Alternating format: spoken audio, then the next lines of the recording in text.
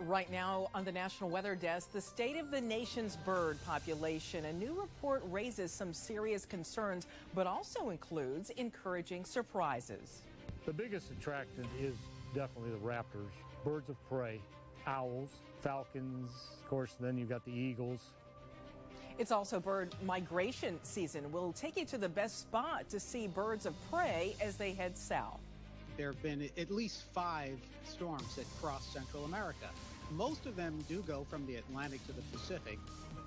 Hurricane Julia completed a rare crossover from the Atlantic Ocean to the Pacific.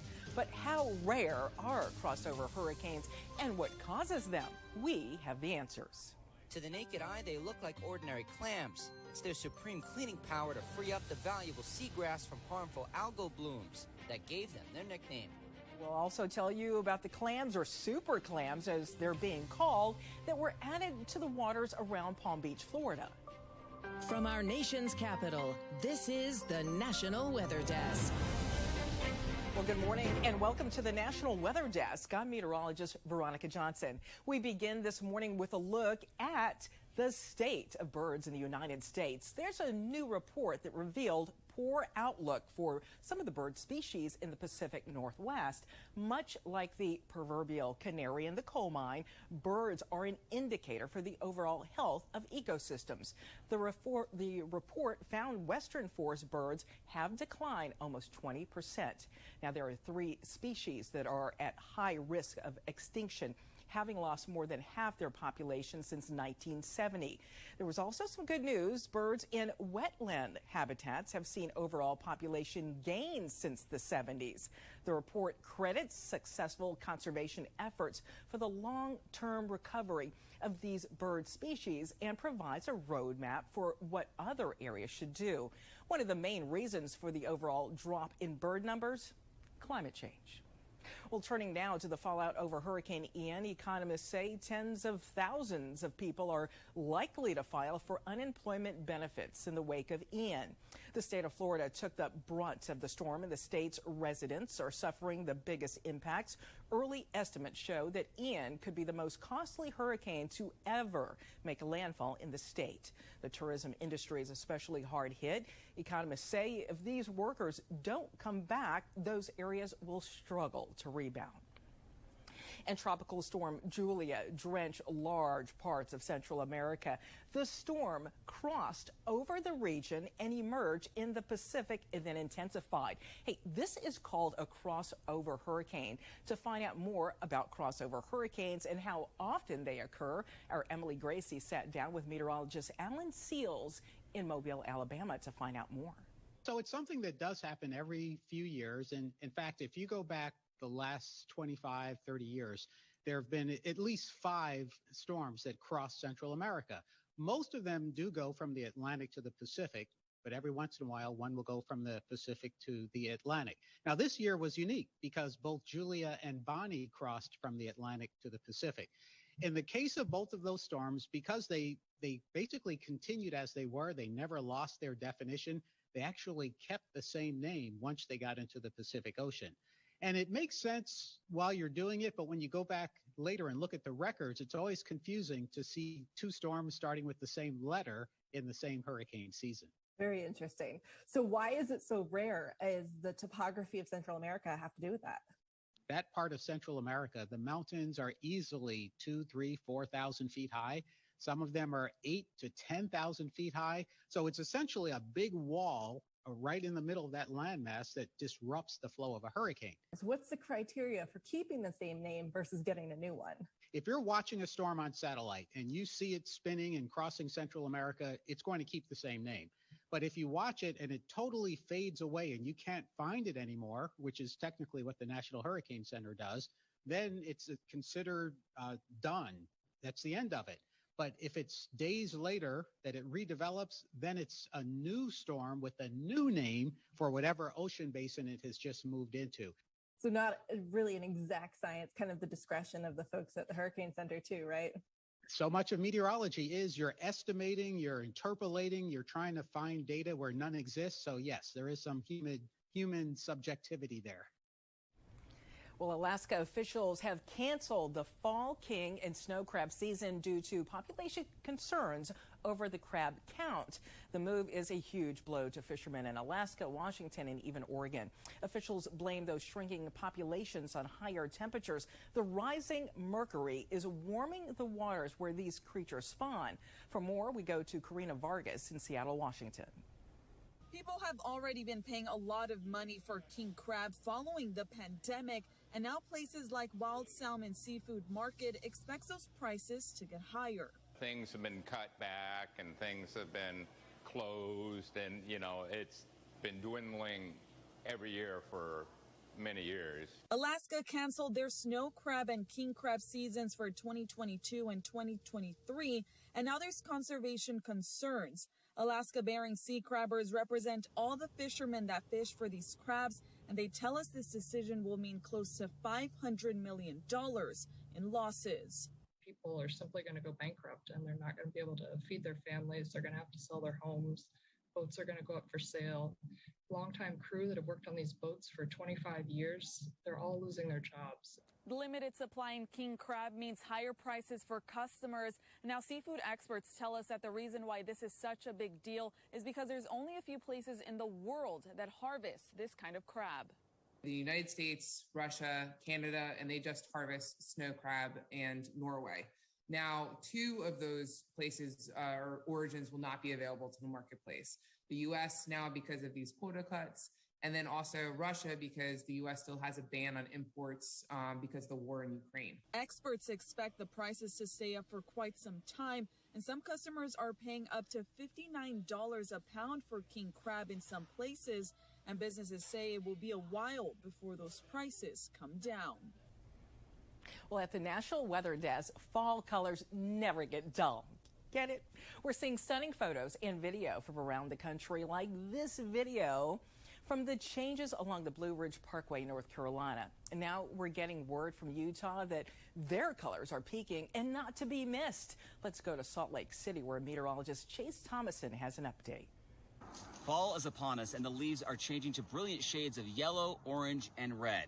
Utah's fall foliage should not be overlooked. Utah's wide array of forests and state and national parks, each located at different elevations and receiving varying amounts of rainfall, make for a diverse foliage spectacle.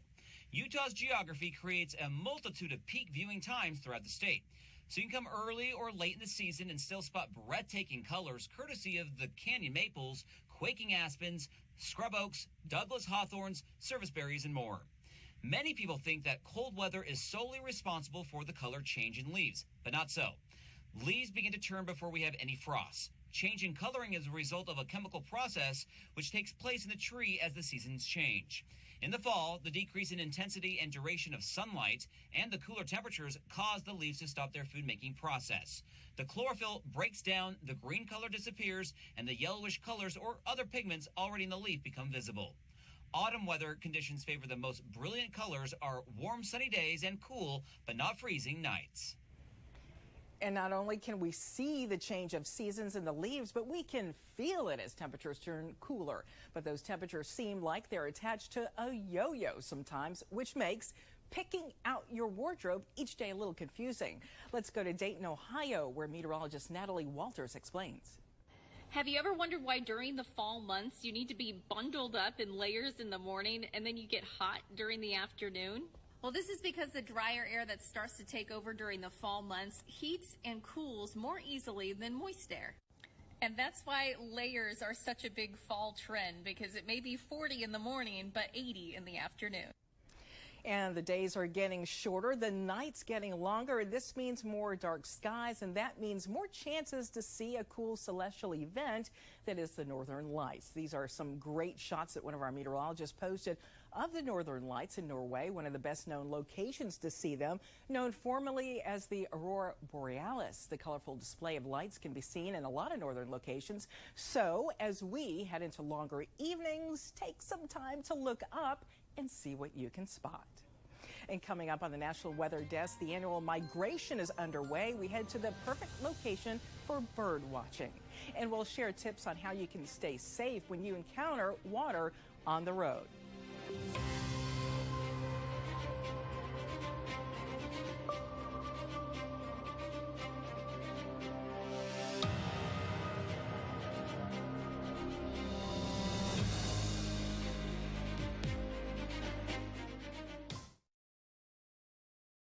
I'm meteorologist Charlie Lopresti with a look at the Northeast. We have some heavy rain and wind moving into the Northeast during the course of the day. It gets into New York and New Jersey first, midday and afternoon. Then it gets into New England during the nighttime and into the day on Friday. Notice a large portion of New York, Vermont, Massachusetts, Connecticut. The rain moves out during the course of the day Friday. Eastern parts of New England will hold on to rain the longest. As far as rainfall amounts go, parts of eastern New England could see 2-3 inches of rain. I'm meteorologist Jonathan Myers, and here's a look at the Mid-Atlantic region, starting off with potentially some showers for the morning commute. By afternoon, warms up to around 70, but look, our next weather maker, a cold front moving in that line of storms that's going to be pushing through I-95 during the PM commute. That could add some strong gusty winds, potentially even some severe weather with that. Again, that's our next weather maker, a cold front. And behind that, it looks like it dries out and cools down a little for the end of the week into the early weekend. That's the scene here.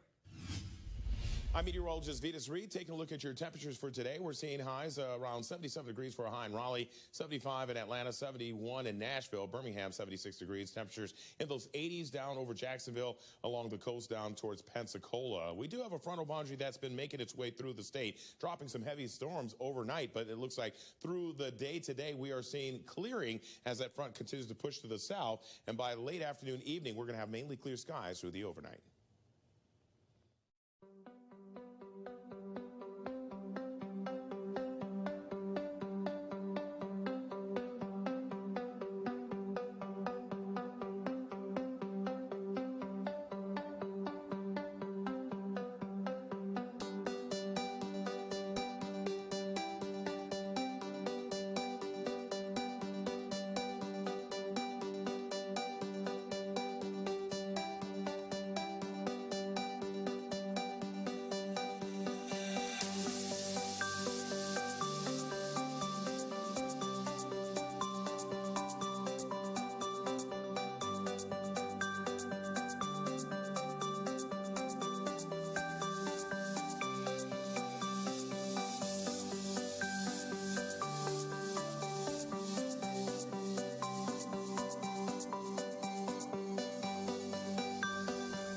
Now let's check to see the weather in cities across the country today. We're going to start out here in Lake George, New York, where scattered thunderstorms are in the forecast. An afternoon temperature for Lake George, 65 degrees. We'll head south to Isle of Palm, South Carolina, where partly cloudy skies are expected, and an afternoon temperature of 80 degrees. And then up to Michigan here, St. Joseph's, where they'll have partly cloudy skies with showers developing this afternoon. A chilly 54 degrees expected during the afternoon. And then last up, Jasper, Tennessee. Jasper will have those clouds sticking around all day long, maybe hitting 70 degrees. Well, it's that time of the year when birds are making their way south. There are some great spots along the way where you can watch that migration. We like to highlight those places that we think you might like to see. So today we're going to head to the Virginia-West Virginia border here. Meteorologist Brandon Stover explains how the region's unique weather makes for some of the best bird watching in the nation. Hanging Rock Observatory at nearly 4,000 feet towers above the valleys below in Monroe County. West Virginia is on one side and Virginia the other. The views alone and a hike along the Allegheny Trail makes this a great place to visit. But what's in the sky makes it even better. The biggest attraction is definitely the raptors, birds of prey, owls, falcons, of course, then you've got the eagles. Bald eagles are commonly seen here, even golden eagles during the winter. They come all the way down from northern Canada to have more food options in our climate. As majestic as these birds are, the main story to start fall is the long migration of broad-winged hawks. They prefer a warm climate during the winter. They'll all be traveling to Central South America, down to Peru. They travel along the coast. They go down through Texas to Corpus Christi and down that area of Texas. So why do these birds migrate through here so often? It's all about the weather. These birds on their long migration don't want to waste too much energy, so they use two main air currents down here on Peters Mountain to shoot south. The first is called a thermal, essentially a rising column of air due to the sun heating the ground. That air rises. The second wind current, we know this, upslope flow, so that northwest wind hits the mountain slopes, also makes it easier for these birds to glide. The birds can hit these drafts that are hitting this mountain, and they can get a free ride for 52 miles. These air currents are what keeps them aloft. They're not flapping their wings generally. It's a hobby for Brian and has been for more than 25 years after seeing his first bald eagle. But there's important data being collected here, too. North American Hawk Migration Association. So all that information is compiled and used in scientific research. The tower is open 365 days a year, and anyone is welcome to come up and take a look. You'll have to hike about a mile to make it. The view is worth the hike. For me, there's never a bad day up here. Amazing. Well, many parts of the U.S. are still dealing with wildfires, but as the West heads into its rainy fall season, the remains of wildfires pose a new threat. Meteorologist Josh Cozart in Eugene, Oregon has more. We're ready for the return of rain. That will, of course, help reduce the wildfire threat across our state. But too much of a good thing can become hazardous, especially over our new burn scar areas. We're talking about the threat of flash flooding. Freshly burned areas are left with a layer of ash, tree resin, and no vegetation. This is known as hydrophobic soil, causing water to run off, and it could cause rapid flooding. In addition to that, hillsides help to funnel the water into one location, increasing the flooding potential, especially as those fall rains return to the Pacific Northwest. Well, several areas of the country have been dealing with heavy rain, and this can be a big risk on the roads. So to help you stay safe, we turn to meteorologist Cheryl Lemke in Springfield, Illinois, with some advice on what you can do when you encounter high water on the road. Parts of the country have had to deal with bouts of heavy excessive rain, particularly with the remnants of Ian. And it's very important to always remember that if you come across a large pool of water, don't attempt to cross it. The underlying road could be compromised, and it would be easy to get caught up in floodwaters. Just 6 inches of swiftly flowing water can carry away an adult. Meanwhile, a foot of water moving fast can carry away a small car. Then even heavier objects like trucks can get swept away with 1 to 2 feet of rushing water. The bottom line, if you ever come across high water on the road, choose an alternate route. Remember the saying, turn around and don't drown. Earlier in the show, we talked about the shortage of crabs in Alaska and the Pacific Northwest. But on the other side of the country, another type of shellfish is being used to help with local water quality. Dylan Huberman, now in West Palm Beach, Florida, explains the benefits of so-called super clams. The tens of thousands of these clams in the water spawned from about 50 that weathered the dirty, unfavorable conditions in the lagoon. And now they're fixing those conditions for other wildlife. In September, around 55,000 of these clams were placed in the Martin County section of the Indian River Lagoon to help clean up the water. One of the brains of the operation is Dr. Todd Osborne, an estuarine biogeochemist at the University of Florida, who says conversations with biochemists created this train of thought. Perhaps all of these really negative environmental impacts have, in a way, kind of accelerated natural selection in the Indian River Lagoon for a more hardy, environmentally tolerant variety of a native clam species that we could use to help benefit water quality. To the naked eye, they look like ordinary clams. It's their supreme cleaning power to free up the valuable seagrass from harmful algal blooms that gave them their nickname. The genetic toolbox that they hold allows them to work and do their filter feeding, even in the presence of what we've seen to be harmful algal species. We just found a few and then raised them in the laboratory and used them to kick off kind of a repopulation. Dr. Lorraine Simpson of the Florida Oceanographic Society explained why that grass is so important to manatees. These bivalves will eventually be able to filter the water, and that filtration of the water will lead to clearer water quality and clarity that will allow the seagrass to grow better and hopefully be food for the manatees. Though this is just one small step toward cleaning the lagoon, Dr. Osborne believes it appears to be working. We're noticing a rebound of seagrasses. We were pleasantly surprised by how much seagrass recruitment had occurred south of Fort Pierce Inlet. And so that's a really good sign. Dr. Osborne says that their success so far has prompted discussion of using these mighty clams throughout the length of the lagoon.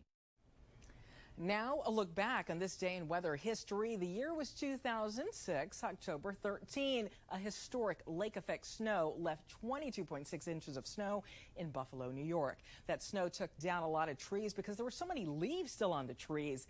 Damage estimated at more than $200 million. 400,000 people lost power for over 2 weeks. And we love to show off America's beauty. Sometimes the best way to do that is to soar. So this morning, our journey takes us to the mountains of Tennessee.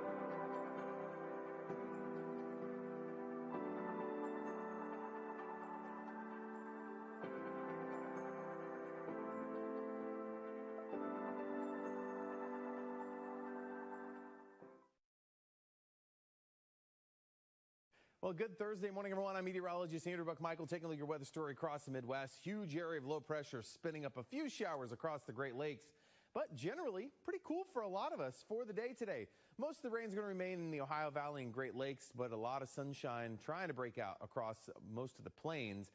Could get a little light rain snow mix to the far north for your Friday. And then as we head into your Saturday, most of us dry, just a couple of spotty light showers with cool temps. Happy Thursday. I'm meteorologist Joe DiCarlo with a look forecast across the region. We start off on the cool side, especially to the north. Low 50s from Amarillo to Oklahoma City. Otherwise, low 60s to mid 70s across much of the state of Texas. A lot of sunshine expected today. Very comfortable temperatures to the north. 73 Oklahoma City, 76 in Little Rock. Texas still hot, 80s to low 90s with partly sunny skies. Overnight, most of us falling into the 50s to low 60s. Have a great day. Hi, everyone. Meteorologist Kristen Clark. As we track the weather makers across the west, warm high pressure settles into the Pacific Northwest on Thursday. And then a weakening low pressure off the Southern California coast could again bring a few isolated showers and thunderstorms and rough surf outside of L.A. Now, temperature-wise, how about Portland, 84 degrees, and there is Seattle at 75, record territory out there on Thursday. And that's a look at the weather from here.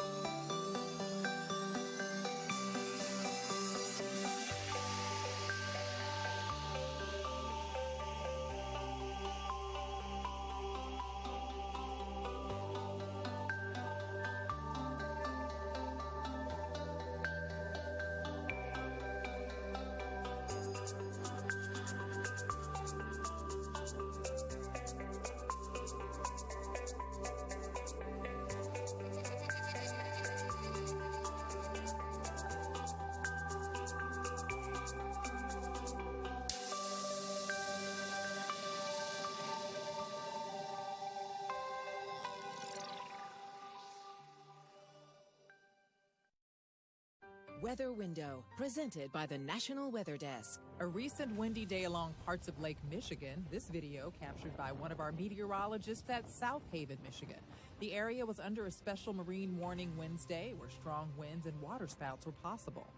From one water body to another, this sunrise captured along Surfside Beach in South Carolina, as was this stunning still photo along the same shore. For more content like this, like the National Weather Desk on Facebook. And it truly is a joy to showcase the great content that our meteorologists create. They also send us a lot of awesome submissions that they see on our Chime In platform, like images from Wisconsin. These caught the eye of Chief Meteorologist Patrick Powell in Green Bay. Take a look at that vibrant landscape. And here's another view of changing scenes in the Badger State. Beautiful with all that color. And this snapshot shows off fall colors over a bridge that you see there in the distance, a park in Green Bay, Wisconsin here. And we would love to share your weather content on the air. You can find us on your favorite social media platforms, including Facebook, Twitter, Instagram, TikTok, and YouTube. Just search at WS Desk or National Weather Desk. And we'll be right back after this short break.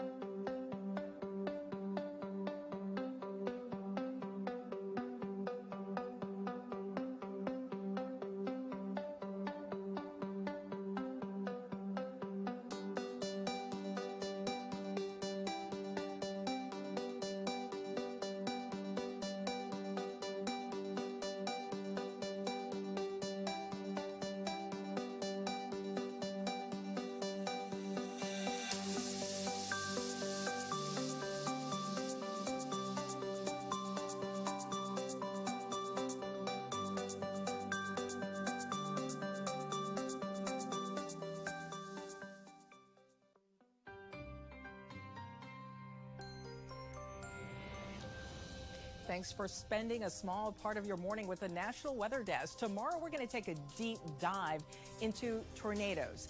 I'm meteorologist Veronica Johnson. Make it a great Thursday and keep an eye on the sky.